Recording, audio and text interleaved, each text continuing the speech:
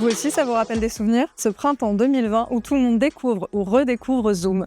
Votre chef avec son chat, votre collègue en bas de pyjama, les réunions où personne n'arrive à couper son micro. En quelques semaines, Zoom passe de 10 millions à plus de 300 millions d'utilisateurs quotidiens. L'action explose. C'est l'application la plus téléchargée de l'année devant Instagram et YouTube. Coup de chance ou stratégie payante, succès temporaire ou pari durable. Retour sur l'histoire de Zoom.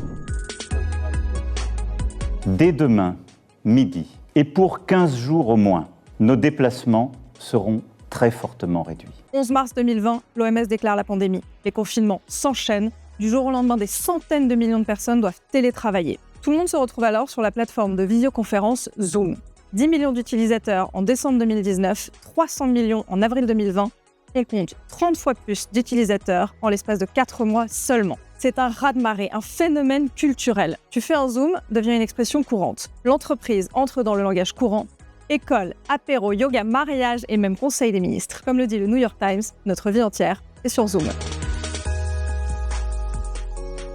En bourse, c'est la folie. L'action était à 62 $ en avril 2019. En mars 2020, elle passe à 160. En octobre 2020, à 568.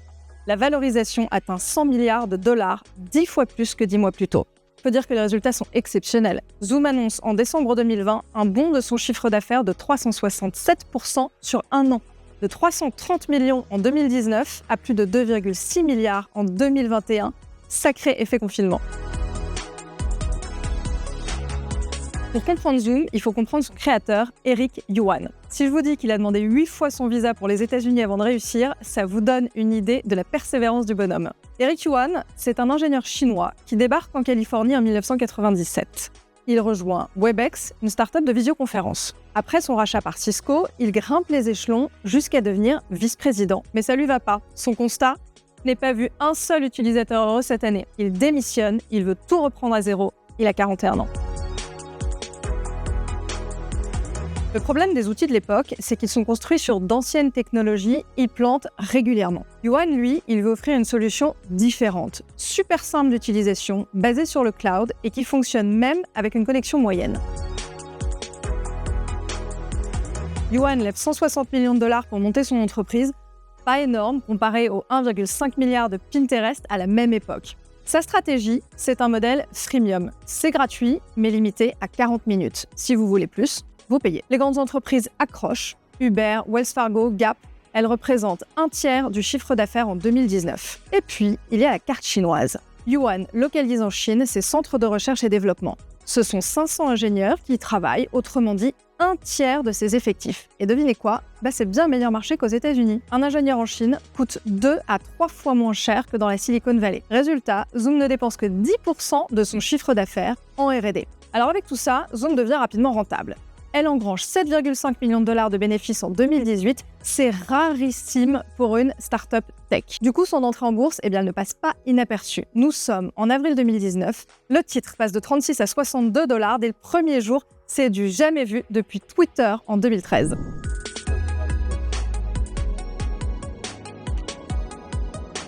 Alors même que Zoom explose en mars 2020, une série de scandales éclate. On découvre que Zoom envoie des données à Facebook même sans votre accord. Quant au chiffrement annoncé, c'est faux. Le Zoom bombing se multiplie. Des inconnus débarquent dans vos réunions pour, restons corrects, mettre le bazar. Et ça, comment ça se fait ?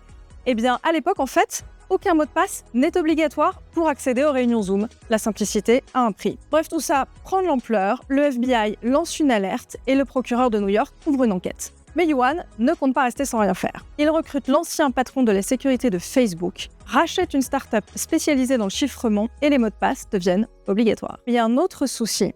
La super idée, vous vous souvenez, de baser la R&D en Chine ? Ça devient un sacré problème géopolitique, surtout quand certaines affaires éclatent au grand jour. Et ça, c'est le cas quand Zoom cherche à censurer visiblement des comptes critiques vis-à-vis de Pékin. Du coup, les questions s'accumulent. Où transitent les données ? Est-ce que les serveurs chinois, c'est vraiment un bon pari ? Spoiler, non. Et ça, Yuan, il ne va pas tarder à le mesurer.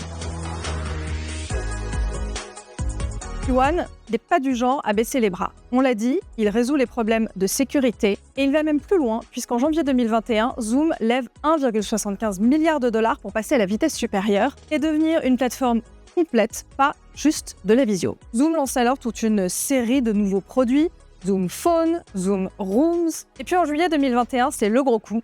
Zoom annonce vouloir racheter Five9, un spécialiste des centres d'appel, pour près de 15 milliards de dollars. C'est la plus grosse acquisition de son histoire. Mais 3 mois après l'annonce, le rachat est abandonné. Raison numéro 1, l'action Zoom a tellement chuté que les conditions ne sont plus intéressantes pour Five9. Raison numéro 2, la justice américaine et la Commission fédérale de la communication s'en mêlent. L'implantation en Chine pour un rachat stratégique dans les centres d'appel, c'est trop risqué. Je disais que l'action Zoom avait chuté. Il faut dire que les investisseurs sentent le vent tourner tôt, très tôt. Depuis novembre 2020, en fait, avec l'annonce des vaccins efficaces. Les investisseurs ont compris, les gens vont retourner au bureau. Le boom, c'était temporaire. L'action Zoom dégringole. Elle passe de 568 $ en octobre 2020 à moins de 400 en juillet 2021. La croissance de Zoom ralentit, puis s'effondre. En février 2023, Zoom annonce 1300 licenciements. C'est 15% des effectifs. Eric Yuan réduit son propre salaire de 98%. L'action a perdu plus de 80% depuis son pic. Croissance finale cette année-là, 3,1%. L'ambiance n'est plus du tout à l'euphorie. Il y a la concurrence de Microsoft Teams, de Google Meet, et puis le coup de grâce symbolique. Zoom, emblème mondial du télétravail, impose le retour au bureau à ses propres employés.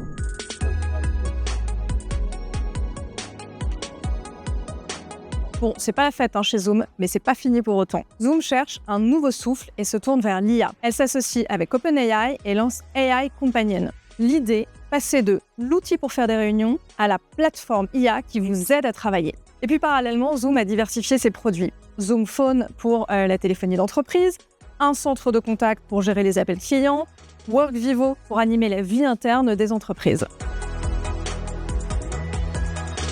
Les utilisateurs d'AI Companion sont 4 fois plus nombreux aujourd'hui qu'il y a 1 an et la palette de nouveaux services séduit puisqu'en moyenne, Zoom estime qu'une entreprise de taille moyenne dépense aujourd'hui 2 fois plus chez Zoom qu'en 2022. Pourquoi ? Eh bien parce que le client qui utilisait juste la visio a ajouté depuis la téléphonie, le centre de contact, les outils RH. C'est crucial puisque dans le modèle de Zoom, ce sont les entreprises qui tirent la croissance. Elles représentent 60% des revenus. Alors pour avoir un ordre d'idée, aujourd'hui, plus de 4000 clients dépassent les 100 000 $ de dépenses annuelles. Résultat, après 3 années à 3,1% de croissance, Zoom perçoit une petite accélération à venir. Prévision 2026, 3,5% de croissance et près de 5 milliards de dollars de revenus.